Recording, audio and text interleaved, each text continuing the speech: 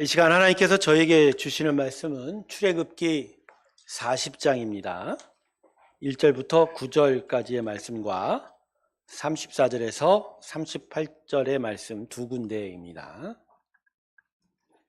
출애굽기 40장 1절부터 9절까지의 말씀과 34절에서 38절까지의 말씀입니다. 자, 찾으셨으면 앞에 자막 보셔도 되겠습니다. 제가 읽겠습니다. 여호와께서 모세에게 말씀하여 이르시되 너는 첫째 달 초하루에 성막 곧 회막을 세우고 또 중거궤를 들여놓고 또 휘장으로 그 궤를 가리고 또 상을 들여놓고 그 위에 물품을 진설하고 등전대를 들여놓아 불을 켜고 또 금향단을 증거궤 앞에 두고 성막문에 휘장을 달고 또 번제단을 회막의 성막문 앞에 놓고 또 물두멍을 회막과 제단 사이에 놓고 그 속에 물을 담고 또 뜰 주위에 포장을 치고 뜰문에 휘장을 달고 또 관유를 가져다가 성막과 그 안에 있는 모든 것에 발라 그것과 모든 기구를 거룩하게 하라. 그것이 거룩하니라. 두 번째 부분입니다. 34절에서 38절까지의 말씀. 구름이 회막에 덮이고 여호와의 영광이 성막에 충만하매 모세가 회막에 들어갈 수 없으니 이는 구름이 회막 위에 덮이고 여호와의 영광이 성막에 충만함이었으며 구름이 성막 위에 떠오를 때에는 이스라엘 자손이 그 모든 행진하는 길에 앞으로 나아갔고 구름이 떠오르지 않을 때에는 떠오르는 날까지 나아가지 아니하였으며 낮에는 여호와의 구름이 성막 위에 있고 밤에는 불이 그 구름 가운데 있음을 이스라엘 온 족속이 그 모든 행진하는 길에서 그들의 눈으로 보았더라. 아멘. 우리 하나님께 영광의 박수 올려드리겠습니다. 할렐루야. 설날 연휴가 이제 시작이 됩니다. 이번 설날 연휴는 그 어느 때보다도 하나님의 회복의 귀한 은혜가 함께하길 주님의 축원합니다. 다사다난했던 작년, 아직도 해결되지 않는 참으로 어려운 시대 상황 속에 놓여 있지만 우리에게는 힘이 있습니다. 하나님을 소망하는 힘이 있습니다. 할렐루야. 그분의 평강과 기쁨이 언제나 우리를 위로하실 줄로 믿습니다. 이 설날 연휴의 그 크신 은혜가 우리 가운데 함께하길 주님의 이름으로 축원합니다. 기도하겠습니다. 감사하신 하나님, 하나님의 크신 은혜의 말씀을 허락하여 주시고 그 거룩한 음성을 우리의 심령에 들려주시옵소서. 기울여 듣고 그 뜻을 헤아리며 주의 뜻을 향하여 나아가는 저희가 되게 하여 주시옵소서. 감사드리며 예수님의 이름으로 기도드립니다. 아멘. 자, 오늘 주일은 설날을 맞이해서 교회 온 가족 예배로 함께 드리고 있는데 그 어느 때보다도 아이들과 학생들이 함께 하니까 참으로 기쁩니다. 참으로 기쁩니다. 앞에 또 기쁜 찬양을 함께 부르는 이들이 또 새로워지니까 우리의 찬양도 새로워지는 것 같습니다. 자, 그래서 오늘은 설날을 맞이하는 예배라 설날이라는 시간적 이정표에 대한 하나님의 은혜와 교훈을 좀 나누려고 합니다. 성도 여러분, 우리는 많은 다양한 시간적 이정표를 가지고 있습니다. 여러분, 이 시간적 이정표라는 말이 익숙하지가 않죠? 좀 낯선 표현 같은데 원래 이정표라는 것이 지리적으로 어떤 방향과 거리를 표시하는 도로 표지판을 말하는 것이죠. 근데 이것이 시간과 때에 있어서도 이 이정표라는 단어를 사용할 수가 있습니다. 그래서 이 시간적 이정표를 통해서 인생의 방향을 조정하고 또 나의 남은 거리가 어느 정도인지를 확인하면서 삶의 새로운 기회를 얻는 것이 이 시간적 이정표의 의미가 될 것입니다. 그런데 이 시간적 이정표라는 것이 두 가지로 좀 생각해 볼 수 있어요. 하나는 주어진 시간적 이정표입니다. 주어졌다. 즉 내가 선택하지 않았다죠. 대표적인 게 생일입니다. 자기가 태어난 날을 자기가 결정할 수 없지요. 부모에 의해서 결정되고 사실은 하나님에 의해서 결정이 되는 거죠. 다른 하나는 선택적 시간적 이정표예요. 이건 내가 결정한 거죠. 대표적인 게 결혼기념일이죠. 결혼기념일은 주어진 게 아니라 내가 선택. 사실 이것도 결혼식장이 선택하는 것 같아요. 요새 보면 그렇지만 하여간 내 결혼할 날을 내가 선택하는 점에서 선택한 시간적 이정표라고 할 수 있습니다. 자, 그러면 사람들은 어떤 시간적 이정표에 더 많은 관심과 의미를 둘까요? 대부분의 사람들은 내가 선택했다고 해서 선택한 시간적 이정표에 더 관심과 의미를 두려고 합니다. 그래서 오늘과 같은 설날, 추석과 같은 주어진 시간적 이정표들은 요새는 그냥 휴일 정도의 의미로 축소가 돼버리죠. 가족과 함께 여행을 가고 휴식을 취하는 짧은 휴가 정도로 여기고 있어요.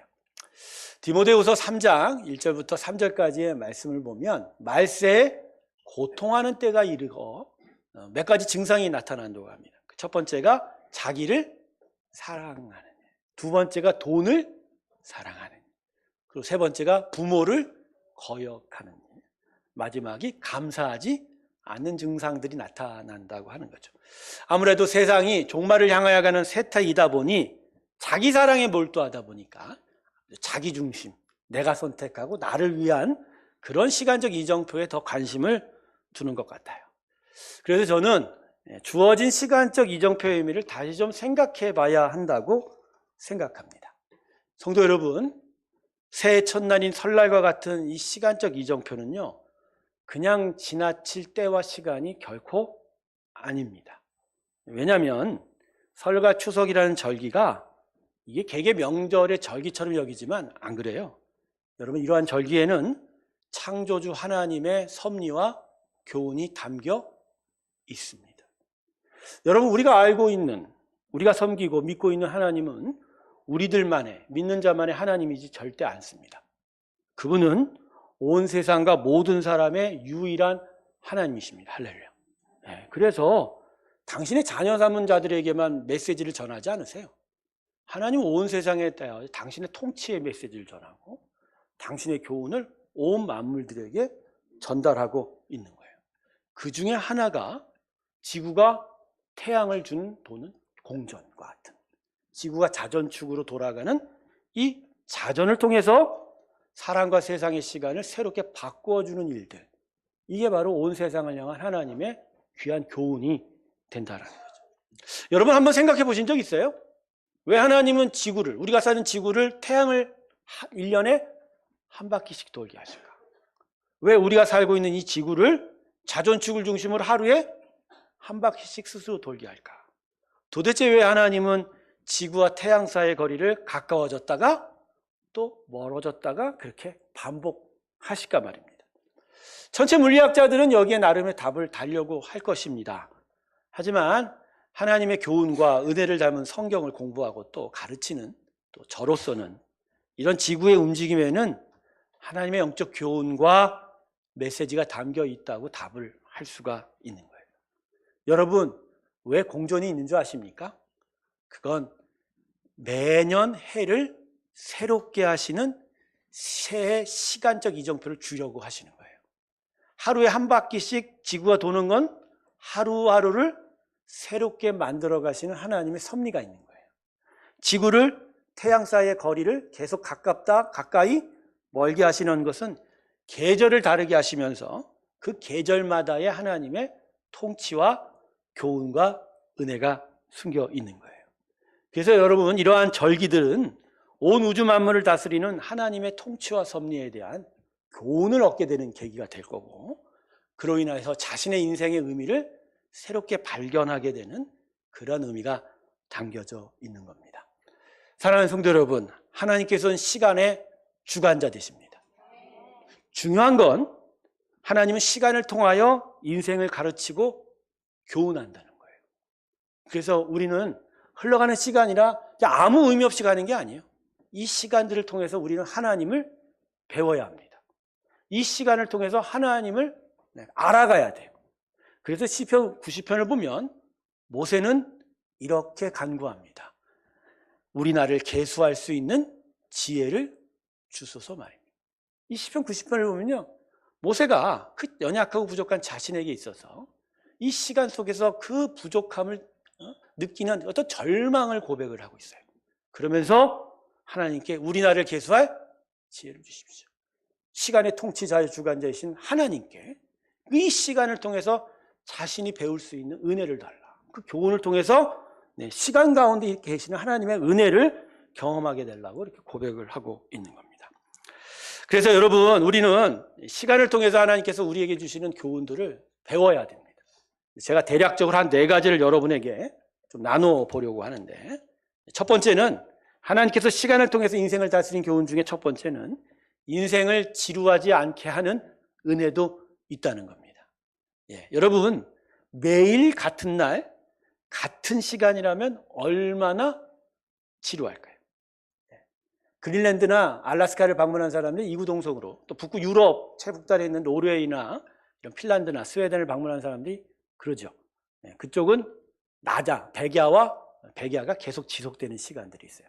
그래서 대낮인데도 불구하고 어두울 때도 있고, 한밤인데도 불구하고 낮일 때도 있고, 도대체 시간 구분을 하지 못합니다. 처음엔 이상한데 지나보면 대단히 지루함을 느낀다. 새로울 것이 없는 그냥 시간의 계속 연속성 안에서. 여러분, 낮과 밤을 통해서 일하고 쉬는 것을 번갈아 할 수 있다는 거, 이거 얼마나 큰 은혜인 줄 아십니까? 그리고 계절을 달리해서 때로는 눈도 보고, 때로는 단풍도 보고, 때로는 꽃도 본다는 거. 하나님은 바로 이러한 선한 은혜, 바로 지루하지 않는 은혜를 우리에게 허락하십니다. 할렐루야. 시간을 통해서 바로 이런 것들 다스려가고 계십니다. 두 번째, 시간을 통한 하나님의 교훈은 다시 시작하시도록 하는 은혜입니다. 만일 해와 달과 날이 없다면 다시 시작한다는 개념이 존재할 수 없습니다. 여러분, 계절과 그리고 한 해의 구분들이 별반 우리에게 의미 없는 것처럼 들릴 거예요. 그 다시 시작한다는 것은 나의 의지라고 생각하는 경우가 많습니다만, 여러분, 그렇지 않습니다. 계속적인 반복 안에서 구분을 짓고 해를 달리하고 달을 달리하고 날을 달리하는 것을 통해서 우리가 새로움에 대한 인식을 갖게 되었다는 거예요. 다시 시작할 수 있는 그 기회를 바로 이런 시간적 이정표를 통해서 우리에게 주셨다는 겁니다. 할렐루야. 이게 은혜인 거예요. 세 번째는 미래에 대한 기대와 소망을 갖게 하는 은혜입니다. 여러분, 결국 새롭다라는 것은 우리에게 긍정적인 시그널을 줍니다. 기대하고 소망하는 바를 더 가져가게 하는 거죠. 여러분, 한번 생각해 보십시오. 1년 중반에 새로운 마음을 품게 되는 일이 있겠습니까? 아니면 해가 바뀔 때 소망하는 바를 더 크게 갖겠습니까? 한 해가 계속 진행될 때는 이러한 일들이 쉽지 않아요. 그렇지만 유독 새해를 맞이하는 연말 연시가 되면 소망하고 기대하는 바가 달라지게 되는 거죠. 바로 이 주어진 시간적 이정표라는 것은 바로 이러한 교훈이 있고 은혜가 있는 겁니다. 즉, 절망하고 어려워하고 힘들어하는 자들에게 이러한 시간적 이정표는 새로움을 더하여 소망할 수 있는 힘을 주게 되는 겁니다. 할렐루야. 바로 시간의 주관자이신 하나님이 바로 이런 시간을 통해서 우리를 이렇게 다스려 가는 거다. 자, 마지막으로 네 번째는 더 중요한 건데, 지나간 시간이 미래의 교훈이 되게 한다는 것입니다. 하나님은 영원하시죠? 그러나 우리는 영원하지 않아요. 그 시간의 구분이 있습니다. 지나간 시간은 과거라고 그러고, 지금 현재는, 지금 이 시간은 현재이고, 앞으로는. 근데 왜 하나님은 우리에게 이 제한된 시간 안에 살게 하셨을까? 왜 영원함을 지금 누리지 못하게 하셨을까? 바로 우리의 연약함과 부족함 안에 시간을 통해서 깨닫게 하는 교훈을 주시려고 하는 거죠. 즉, 과거라는 시간을 통해서 우리는 현재에 고민하고 반성하며, 그걸 통해서 우리는 미래에 새로움을 얻어갈 수 있게 되는 거다. 즉, 시간적 이정표라는 것은 바로 이 하나님의 이러한 교훈 주심의 의미가 더 있는 거예요. 주어진 시간 속에서 지나간 날들을 바라보고 반성하면서 미래에는 좀 더 나은 방향으로 가도록 만드는 게 바로 시간적 이정표다. 할렐루야. 그래서 여러분, 7일이라는 시간이, 하나님에게 7일이라는 시간이 의미가 없어요. 그저 창조할 때 7일, 그 다음에 하루를 안식으로 섬겼다는 것들이 우리에게는 시간적 제한으로 다가옵니다. 하지만 이 제한이 우리에게는 한 주를 되돌아보며 새로운 한 주를 새롭게 시작할 수 있는 은혜를 얻고 구하게 되는 시간으로 작용하는 거예요. 여러분, 과거라는 시간을 통해서 미래의 선한 일들을 이루시는 하나님의 교훈이 바로 이 주어진 시간표 안에 있는 거예요. 할렐루야. 그래서 여러분, 이렇게 하나님께서는 때와 기한을 정하시고 사람을 인도하고 계신다라는 거죠. 하나님은 시간 속에서 우리를 다스려 가시는 거예요. 할렐루야. 네, 이것을 마음 깊이 깨닫는 귀한 은혜가 있기를 주님의 이름으로 축원합니다. 자, 이제 본문 말씀으로 가보려고 하는데 좀 서두가 길었나요? 오늘 말씀을 통해서 첫날, 새해 첫 달 초하루에 담긴 하나님의 뜻과 마음을 헤아리면서 은혜와 성령이 충만한 여러분의 새해가 되시길 주님의 이름으로 축원합니다. 자, 오늘 본문을 보면 하나님께서 이스라엘 백성에게 새해 첫 달의 초하루에 관한 말씀을 기록하고 있어요. 자, 본문 1절과 2절 우리 다 같이 한번 읽어볼까요? 같이 읽습니다. 시작. 여호와께서 모세에게 말씀하여 이르시되 너는 첫째 달 초하루에 성막하고 회막을 세우고. 네, 자, 지금 두 가지의 것이 나오죠. 어떠한 정확한 때에 무엇을 하라고 얘기하시죠. 그때는 뭐죠? 첫째 달 초하루. 첫째 달 초하루. 근데 여러분, 이 첫째 달 초하루가 어떤 시간이냐면요, 이게 평범한 시간이 아닙니다. 자, 오늘 본문은 출애굽기죠. 출애굽한 백성에게 하나님이 율법을 주시고 또 출애굽의 과정 속에서 어떤 일을 했는지를 기록한 책이거든요. 그러니까 출애굽한 배경이 있는 거예요. 근데 문제는 이스라엘 백성이 출애굽하면서 그들의 달력이 바뀌었다는 거예요. 바뀌었다는 거예요. 출애굽기 12장을 보면 이스라엘 백성에게 하나님께서 지금 이 달을 첫째 달로 삼아라라고 이야기하세요. 자, 그때가 언제냐면요, 자, 애굽에서 이스라엘 백성이 탈출하려고 했지만 바로 왕이 완강하게 거부를 하죠. 그래서 하나님께서 이스라엘 땅, 애굽 땅에 10가지 재앙을 내리십니다. 그중 마지막 초태생, 장자가 죽는 재앙은 이스라엘 백성에게도 동동으로 미치는 영향이었어요. 그래서 하나님께서는 이스라엘 백성이 그냥 생명을 살리시고자 무엇을 주셨죠? 어린 양을 잡아 그 피를 얻어서 각 집의 문설주에 바르면 죽음의 저주의 재앙이 어떻게 된다고요? 그 집을 유월한다. 한자로 유월 넘어간다. 영어로는 패스 오버한다. 그게 유월절이죠. 바로 이 유월절을 허락하시면서 하신 말씀이 출애굽기 12장이에요. 그러니까 새로운 구원의 시대가 시작이 됐으니 너희의 시간표도 달라져야 된다는 거예요. 바로 그러한 시간표상의 두 번째 해에, 그것도 첫 번째 달의 첫날, 설날에 바로 특정한 시간을 구별하신 거죠. 그리고요, 이날에 뭘 하라고 하셨어요? 오늘 1절과 2절을 보면 성막을. 여러분, 이 성막은 이스라엘 백성에게서 대단히 중요한 장소입니다. 상징물이긴 하지만 하나님의 영광, 하나님의 영이 이스라엘 백성에게 임재하고 있다는 것을 상징적으로 보여주고 있는 거예요. 그래서 회막은요, 광야를 유랑할 때 하나님의 구름 기둥과 불 기둥이 그 위에 항상 임재하고 있었어요. 저 멀리에서도 하나님이 이스라엘 백성과 임재하는 것이 다 눈에 보여요. 이게 이제 쉐키나의 영광이라고 하는 히브리어로 말하는데, 여러분, 이 거룩한 임재 영광이 이 성막 위에 있다라는 것 자체가 이방 족속들이 감히 이스라엘에게 접근조차 할 수 없는, 범접조차 할 수 없는 그런 일들이 되었다는 거죠. 바로 그러한 임재의 장소를 지금 이 첫날에 이스라엘 백성 보고 세우라라고 이야기한 거예요. 그러니까 이게 보통 일이 아니죠. 그러니까 이 첫째 달 초하루의 날이 보통 이상의 의미가 담겨 있다는 거예요. 자, 그러면 왜 하나님께서는 굳이 새해 첫날에 성막을 세우라고 하셨을까?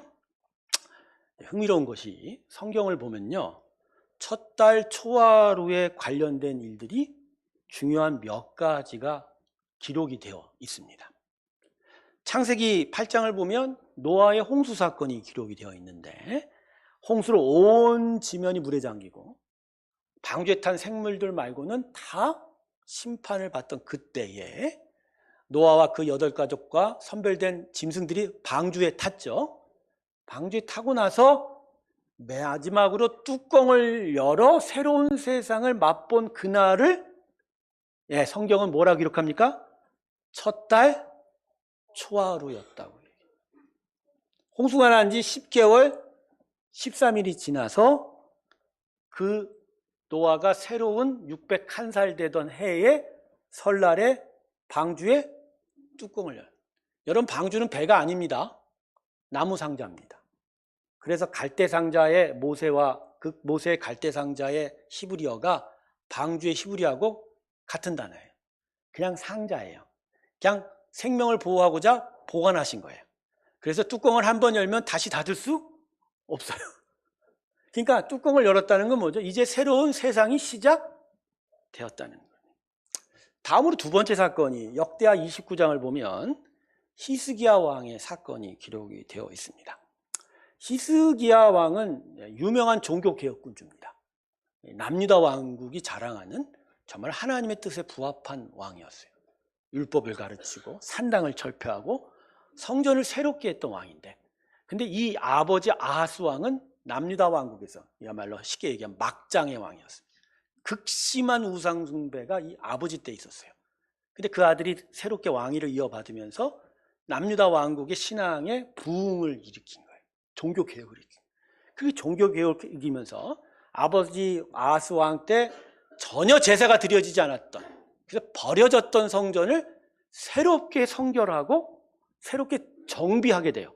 바로 그 거룩하게 정비했던 날이 바로 첫 달 초하루였다.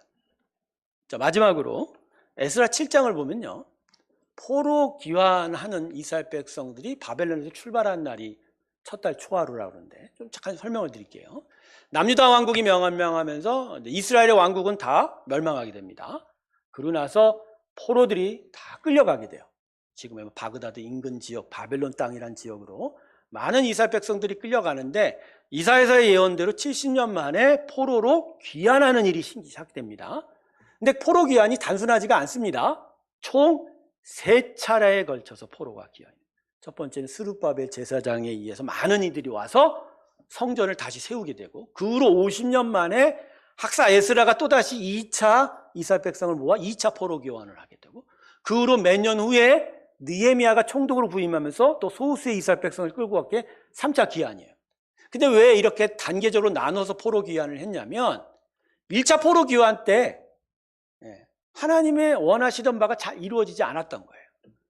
70년 만에 포로로 귀환해서 하나님의 그 땅에 다시 하나님의 나라를 세워가는 일들이 무너진 성전을 세워가는 일로 가시화됐습니다. 그게 그 스룹바벨 성전이라고 하는데, 솔로몬의 화려한 영광이 담긴 성전과는 다른 아주 초라한 성전을 세웠어요.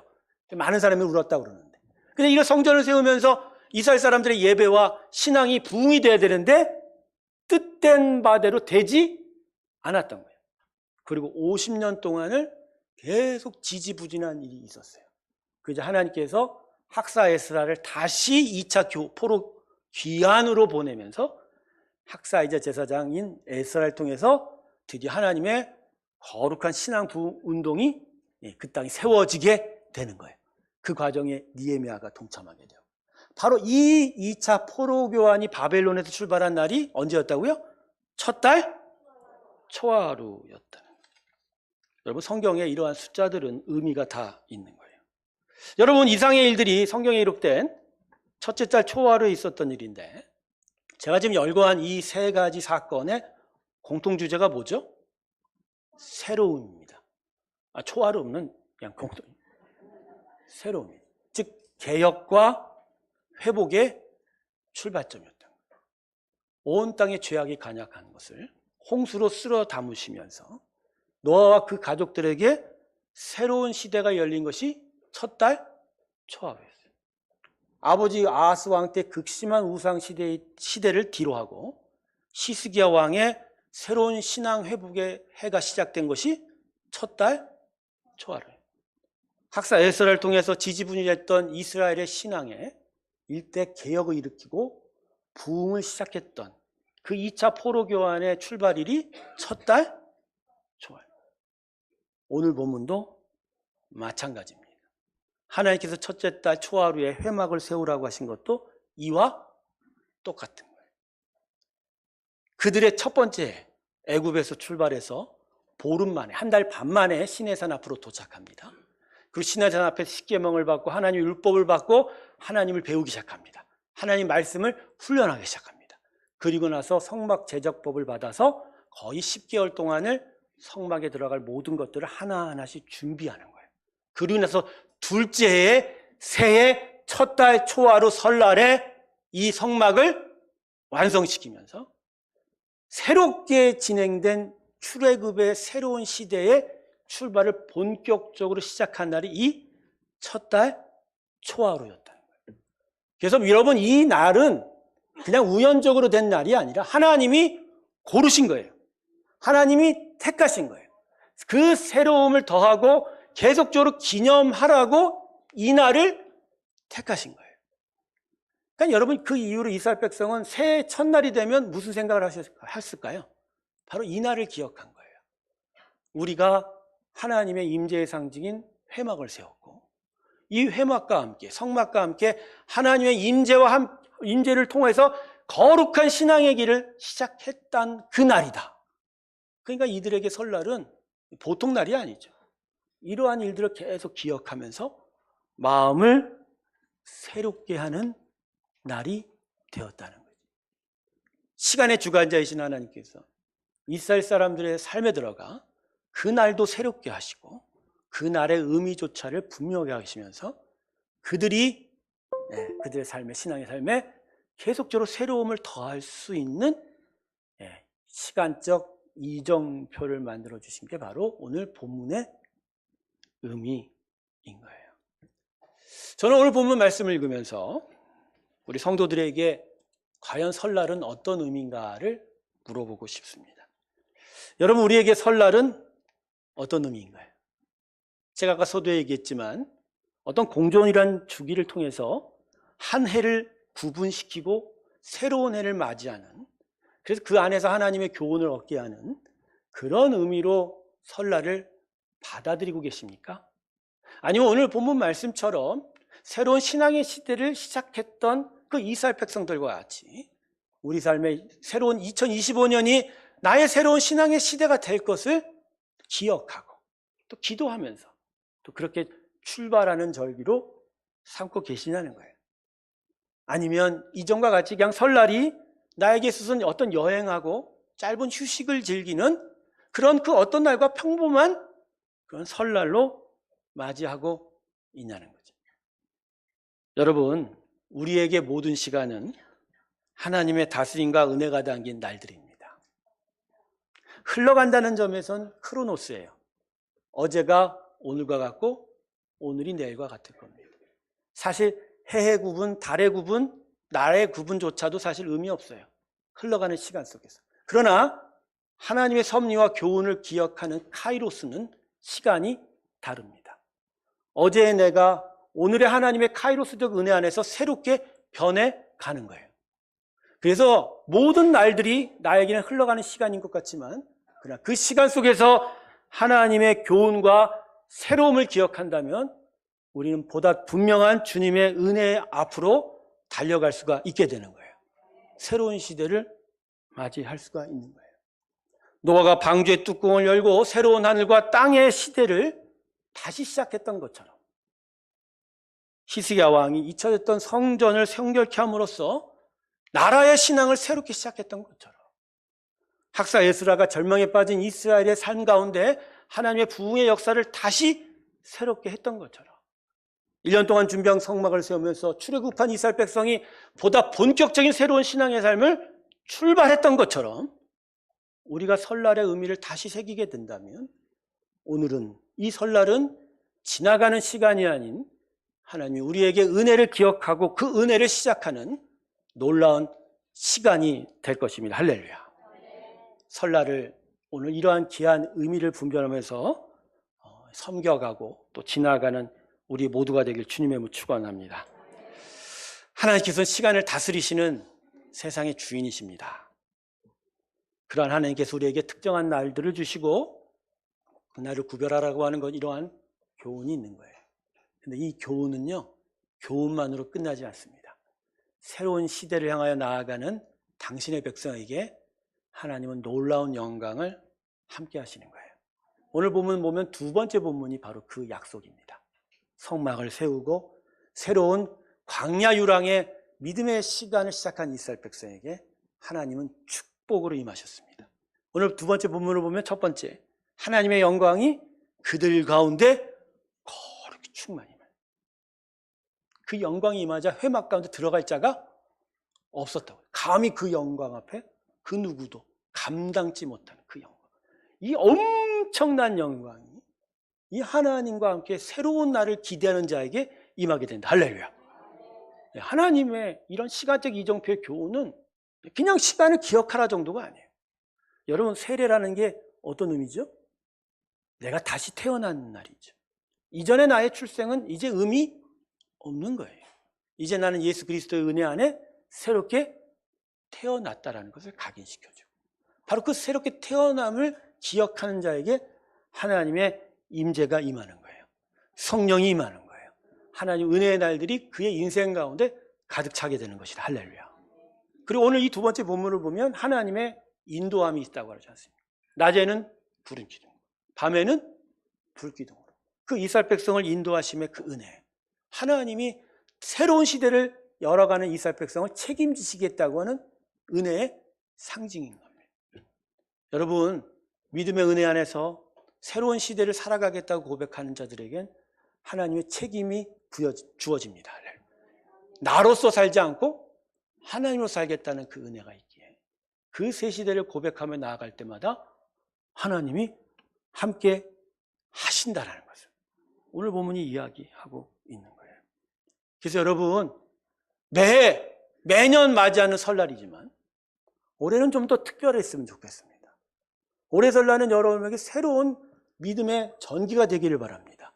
새로운 시대를 열어가는 하나님의 거룩한 영광을 여러분이 경험하면서 하나님과 함께 동행하길 주님의 이름으로 축원합니다. 시대가 아무리 어려워도 우린 소망하는 힘을 버리면 안 돼요. 특별히 새로운 해를 맞이하면서 하나님, 올해에는 정말 나의 삶에 새로움이 있기를 원합니다. 새로운 신앙의 역사가 있기를 원합니다. 믿음의 나라가 이루어지기를 원합니다. 하나님의 복이 임하기를 원합니다. 그것을 기억하는 자에겐 오늘 두 번째 본문처럼 하나님의 영광이 임하실 거예요. 하나님은 자기의 이름으로 고백하는 자를 축복하십니다. 자기의 이름으로 영광을 드리는 자를 축복하십니다. 그 안에 임하실 거고 거룩한 영광으로 그들의 길을 구름과 불기둥으로 인도하셨듯이 인도해 주실 거라는 거예요. 우리 사랑하는 성도 여러분, 이번 2025년의 설날, 물론 양력의 설날은 지났지만 그러나 이러한 설날에 담긴 하나님의 이러한 뜻들을 분별하면서 새로운 여러분의 시대를 갈망하며 나아가십시오. 첫 달, 이 초하루에 하나님을 향하여 부르짖으십시오. 하나님, 나의 인생이 이제 새롭게 변하기를 원합니다. 내게 주셨던 은혜의 삶들이 보다 더 새로워지기를 소망합니다. 새해에는 정말 믿음의 귀한 은혜의 나라가 내 인생 가운데 가득하기를 소망합니다. 우리 함께 기도합시다. 우리 새로운 교회를 위해도 기도하세요. 올해 새로운 교회가 더더욱 강성해지기를 소망합니다. 물질적 그런 복이 아닌 영적인 충만한 가운데 있어 생명이 역사하고 하나님의 권능이 나타나고 하나님의 귀한 일들이 새로워져가는 그러한 교회 되게 해달라고, 설날을 이렇게 첫 달 초하루를 구분하는 자에게 이와 같은 하나님의 은혜가 임하게 될 줄로 믿습니다. 다시 한번 여러분에게 묻습니다. 이번 설날이 여러분에게 어떠한 의미일까요? 여기에 분명한 교훈을 받아 응답하며 하나님께 답을 드리며 나아가시기를 주님의 이름으로 축원합니다. 새해 첫날 초하루 설날 잘 보내시기 바랍니다. 좋은 시간 보내시고 좋은 만남도 얻으시고 휴식도 하시고 여행도 가시면 좋겠지요. 그러나 가장 중요한 건 잊지 마세요. 내 인생의 이번 설날을 통해서 새로움을 더하는 전기가 되기를 바라는 그 귀한 묵상과 기도가 여러분의 인생과 삶 가운데 함께하길 주님의 이름으로 축원합니다. 기도하겠습니다. 이번 설날은 다른 날이 되기 원합니다. 성경을 통해서 첫 달 초하루에 담긴 하나님의 마음을 깨달았습니다. 이전에는 그냥 매년 그저 해가 바뀌는 날들로만 생각했는데 말씀을 통해 보니 어쩌면 이번 초하루가 나에게 있어서 너무나 중요한 때라는 것을 깨닫게 됩니다. 하나님, 나의 인생이 새로워질 수 있는 기회 주셔서 감사합니다. 나의 인생에 하나님의 귀한 나라가 세워져 갈 수 있게 돼서 감사합니다. 나의 이 절망스럽고 지지부진한 인생 속에 하나님이 새로운 일들을 일으켜 주실 것을 약속받음이 감사합니다. 하나님, 이 귀한 의미와 교훈을